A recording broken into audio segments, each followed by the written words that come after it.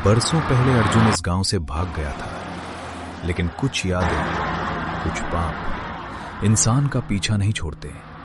आज वही अर्जुन देवगढ़ लौट रहा था। देवगढ़ आ गया भाई, अगर उतरना है तो उतर जाओ, आगे ये बस नहीं रुकेगी। अर्जुन धीरे से उतरता है।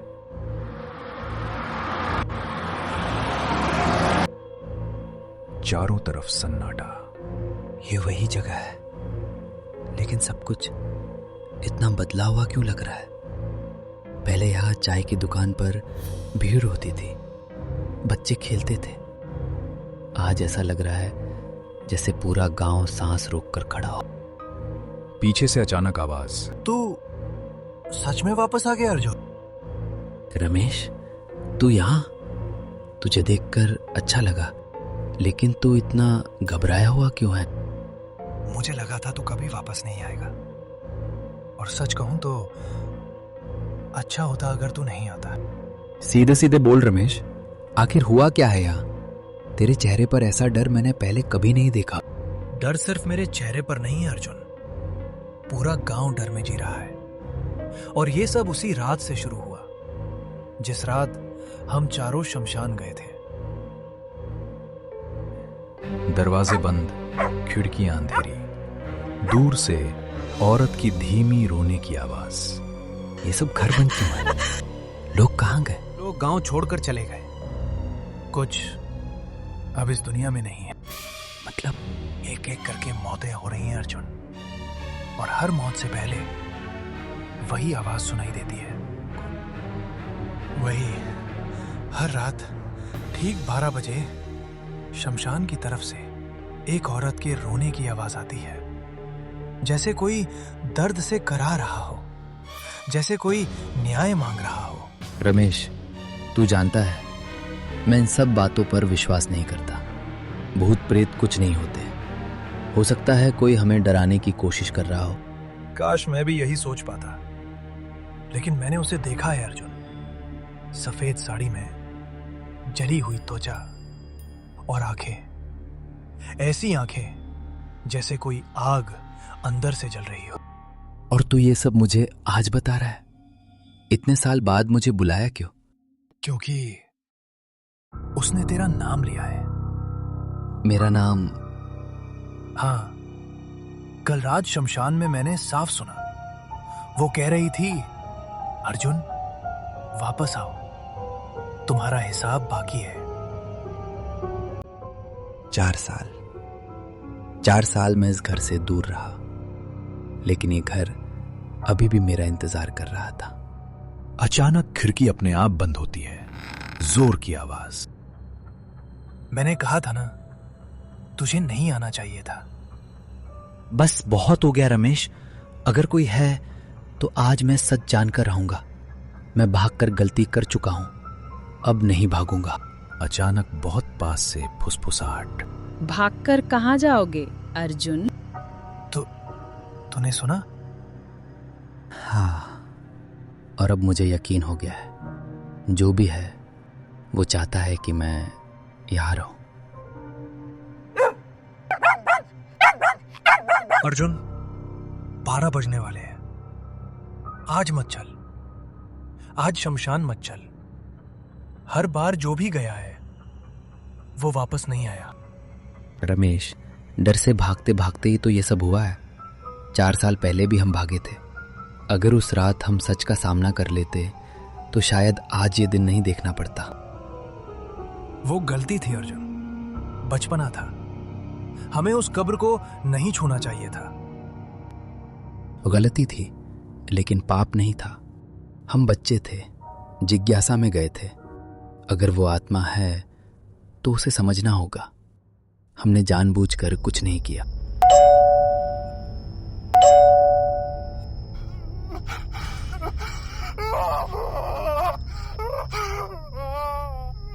वो शुरू हो गई।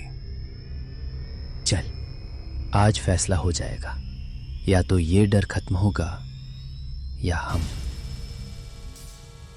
पेड़ों की परछाइयां हिल रही हैं, हवा में राख उड़ती है। तुझे याद है, उस रात भी ऐसी ही हवा चल रही थी। और तू ही था जिसने कहा था चलो कब्र खोद कर देखते हैं। वो लाल कपड़ा जिस पर राख और खून लगा था। हाँ, और तू ही था जिसने सबसे पहले भागने को कहा था। लेकिन उससे पहले तुझे याद है हमें क्या मिला था? वो लाल कपड़ा जिस पर राख और खून लगा था। और उसके नीचे वो टूटी हुई चूड़ियां। बस के अर्जुन, मुझे सब याद है। उसके बाद जो आवाज आई थी वो आज तक मेरे कानों में गूंजती है। आज वही आवाज सामने आएगी। दोनों पहुंचते हैं। अचानक हवा थम जाती है। पूरा सन्नाटा। इतना सन्नाटा जैसे यहां कोई सांस भी नहीं ले रहा। तुम फिर आ गए? हाँ, मैं अर्जुन हूं जिसने तुम्हारी कब्र खोली थी। अगर सजा देनी है तो सामने आकर दो। धुआं घना होता है। एक जली हुई आकृति धीरे धीरे दिखाई देती है। सजा तो मुझे मिली थी, जिंदा जलाकर, झूठे इल्जाम में डायन कहकर। रमेश घुटनों पर गिर जाता है। हमें माफ कर दो, हम बच्चे थे। हमें नहीं पता था कि वो तुम्हारी कब्र है। कब्र नहीं, मेरी नींद थी, मेरी आखिरी शांति थी जिसे तुमने छीन लिया। अगर हमने तुम्हें जगाया तो हम तुम्हें मुक्त भी करेंगे। तुम्हें बदले की नहीं, शांति की जरूरत है। शांति? जब मैं चीख रही थी तब पूरे गांव ने मुझे पत्थर मारे थे। किसी ने मेरी बात नहीं सुनी। अब मेरी आवाज हर रात गूंजेगी जब तक तुम चारों मेरे दर्द को महसूस नहीं करोगे। चारों? लेकिन हम तो दो ही हैं यहाँ। अचानक पीछे से किसी के गिरने की आवाज। दोनों मुड़ते हैं। तीसरा दोस्त विकास जमीन पर पड़ा है। आंखें खुली, शरीर पर राख। नहीं विकास, ये नहीं हो सकता। वो धुएं में गायब हो जाती है। दोनों दोस्त शमशान से भागते हैं। वो हमें खत्म कर देगी अर्जुन। अब कोई रास्ता नहीं है। रास्ता है। हर आत्मा की कमजोरी होती है। हमें पता लगाना होगा कि उसे किसने जलाया था, क्यों जलाया था। सच वहीं छुपा है। सच जानना चाहते हो तो पुराने मंदिर में जाओ जहां मेरा खून गिरा था। गांव के बीच भीड़ लगी है। एक और मर गया। किसकी लाश है इस बार? अर्जुन और रमेश दौड़ते हुए आते हैं। भीड़ हटती है। चौथा दोस्त सुरेश जमीन पर पड़ा है। आंखें खुली, चेहरे पर डर जमी हुई। नहीं, ये नहीं हो सकता। सुबह मंदिर के पास मिला, शरीर पर राख और हाथ में टूटी चूड़ी। अर्जुन के हाथ कांपते हैं। दोनों मंदिर में प्रवेश करते हैं। यही वो जगह है जहां उसने आने को कहा था। हम आ गए हैं। जो सच है सामने आ। यही मुझे घसीट कर लाया गया था। गांव वाले चिल्ला रहे हैं। चंद्रा को पकड़ कर लाया जा रहा है। ये औरत डायन है। इसके आने के बाद ही गांव में बीमारी फैली। मैं निर्दोष हूँ। मैं तो बस जंगल की जड़ी बूटियों से इलाज करती हूँ। मैंने किसी को नुकसान नहीं पहुंचाया। झूठ, इसे जला दो। उसे मंदिर के पीछे बांधा जाता है। आग लगाई जाती है। उसकी चीख गूंजती है। जो भी मुझे जलाएगा उसका वंश खत्म हो जाएगा। ये सब हमारे बाप दादाओं ने किया था। सिर्फ किया नहीं, छुपाया भी। और हम बच्चों ने उसकी कब्र खोदकर उसकी नींद तोड़ दी। अचानक मंदिर का दरवाजा बंद हो जाता है। जोर की आवाज। अर्जुन, दरवाजा बंद हो गया। तुम्हारे दोस्त मर चुके हैं, अब तुम्हारी बारी है। अगर बदला लेना है तो असली गुनहगारों से लो। हमने तुम्हें नहीं जलाया था। लेकिन तुम उसी खून के हो, उसी वंश के जिसने मेरी चीखें नहीं सुनी। अचानक चंद्रा की परछाई लंबी होकर रमेश को जकड़ लेती है। अर्जुन, बचा। नहीं, उसे छोड़ दो। एक जान के बदले एक जान, तभी संतुलन होगा। अर्जुन जमीन पर पड़ा त्रिशूल देखता है। आत्मा को शांति चाहिए, दर्द नहीं। त्रिशूल उठाकर मंदिर की जमीन पर बने लाल निशान पर मारता है। अचानक तेज रोशनी। नहीं। रमेश गिर जाता है, बेहोश लेकिन जिंदा। मैं जिंदा हूं अभी, लेकिन उसने साफ कह दिया है ये बदला वंश से जुड़ा है। तो हम क्या करें? हम उसके असली गुनहगारों का सच सामने लाएंगे। गांव वालों को बताएंगे कि उन्होंने क्या किया था। अगर उसकी आत्मा को न्याय चाहिए तो उसे न्याय मिलेगा। न्याय? न्याय तब होगा जब आखिरी खून गिरेगा। मंदिर की दीवार पर खून से लिखा दिखता है, अगली रात आखिरी होगी। कितने दिन और डरोगे? कितने दिन और मौतों को भगवान की मर्जी कहकर छुपाओगे? तू हम पर इल्जाम लगा रहा है? इल्जाम नहीं, सच बता रहा हूं। जिस औरत को तुम लोगों ने डायन कहकर जलाया था, वो आज वापस आई है। चंद्रा, उसका नाम मत लो। नाम लेने से डरते हो, लेकिन उसे जिंदा जलाते वक्त नहीं डरे थे। तुम दोनों यहां क्यों आए हो?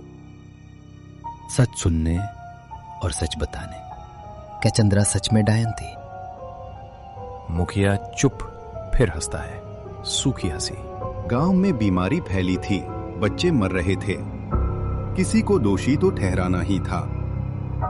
मतलब वो निर्दोष थी? वो जड़ी बूटियों से इलाज करती थी। लोग ठीक भी होते थे, लेकिन जब मेरा बेटा बीमार पड़ा और नहीं बचा, तो भीड़ को गुस्सा चाहिए था। तो आपने भीड़ को भड़काया? मैंने सिर्फ चुप्पी साध ली और भीड़ ने फैसला कर लिया। आपकी चुप्पी ने उसे जला दिया। कमरे की लाइट बुझ जाती है। चुप्पी सबसे बड़ा पाप होती है। चंद्रा प्रकट होती है, पहले से ज्यादा भयानक। मुझे डायन कहा, मुझे पत्थर मारे, मुझे आग में झोंक दिया, और तुमने बस चुप्पी ओढ़ ली। मुझसे गलती हो गई, मैं डर गया था, भीड़ के खिलाफ नहीं जा सका। और अब तुम भी डर महसूस करो। मुखिया की सांस रुकने लगती है। नहीं, अगर उसे मारोगी तो क्या बदल जाएगा? तुम्हें न्याय चाहिए तो सच पूरे गांव के सामने आएगा। न्याय? जब मैं आग में जल रही थी तब किसी ने मेरा हाथ नहीं पकड़ा। आज तुम मेरा दर्द समझ सकते हो? हाँ, क्योंकि आज मैंने अपने दोस्तों को खोया है। मैंने डर देखा है, मैंने पछतावा महसूस किया है, लेकिन बदले से शांति नहीं मिलती। चंद्रा कुछ पल शांत हो जाती है। अर्जुन मुखिया को बाहर लाता है। सुनो सब लोग, चंद्रा डायन नहीं थी, वो निर्दोष थी। तुम्हारे डर और अंधविश्वास ने उसे मारा। क्या ये सच है? हाँ, मैंने उसे बचाया नहीं, मैंने भीड़ को रोका नहीं। अचानक आसमान में बिजली कड़कती। सच सामने आ गया, लेकिन मेरा दर्द अभी बाकी है। मंदिर की दिशा से आग की लपटें उठती हैं। अर्जुन, वो मंदिर की तरफ जा रही है। आज आखिरी रात है, या तो उसकी आत्मा मुक्त होगी या ये गांव हमेशा के लिए खत्म हो जाएगा। अगली चिता तुम्हारी होगी अर्जुन। आसमान काला, तेज आंधी, पेड़ झुक रहे हैं, मंदिर की घंटी अपने आप बज रही है। अर्जुन, वापस चल, ये जगह ठीक नहीं है। नहीं रमेश, आज भागा तो ये आग कभी नहीं बुझेगी। आज या तो उसका दर्द खत्म होगा या हम। जमीन से राख उड़ने लगती है, आग की हल्की लपटें दिखती हैं। तुम आ ही गए अपनी आखिरी चिता देखने। अगर मेरी जान से तेरा दर्द खत्म होता है तो मैं तैयार हूं, लेकिन गांव को छोड़ दे, उन मासूमों को छोड़ दे जिनका उस पाप से कोई लेना देना नहीं। हवा एकदम शांत हो जाती है, धुएं से चंद्रा प्रकट होती है, आधा जला चेहरा, आंखों में आग, बाल हवा में उड़ते हुए। मासूम, जब मुझे बांधा गया था तब भी कुछ मासूम लोग देख रहे थे, कोई आगे नहीं आया। क्योंकि लोग डरते हैं, भीड़ में इंसान अपनी इंसानियत खो देता है। लेकिन आज मैं नहीं डरूंगा। डर तो तुम्हें भी लगा था जब तुमने मेरी कब्र खोली थी और भाग गए थे।